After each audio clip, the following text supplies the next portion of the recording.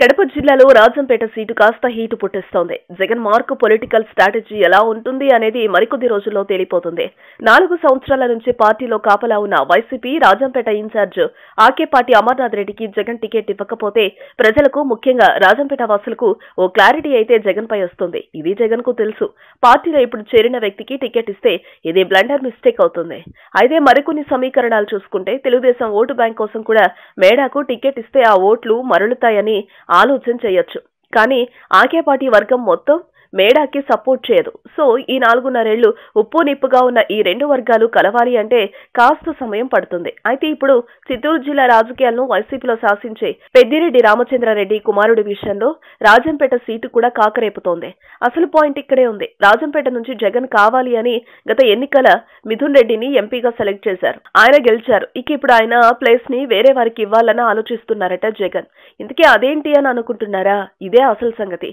మేడ రఘునాథ్ రెడ్డి రాజంపేట వైసీపీ ఎమ్మెల్యేగా పోటీ చేస్తారని ఇప్పటికే వార్తలు వైరల్ అవుతున్నాయి. జగన్ హామీ ఇచ్చారని అంటున్నారు. ఇక పార్టీ నుంచి కొత్తగా వచ్చిన మేడ మల్లికార్జున రెడ్డికి రాజంపేట ఎంపీ సీట్ ఇస్తారట. దీంతో మిథున్ కి షాకింగ్ విషయం జగన్ చెప్పారని అంటున్నారు. సిట్టింగ్ ఎంపీ మిథున్ రెడ్డిని చిత్తూరు జిల్లాలోని తంబళ్లపల్లె ఎమ్మెల్యేగా పోటీ చేయమని చెబుతున్నారట.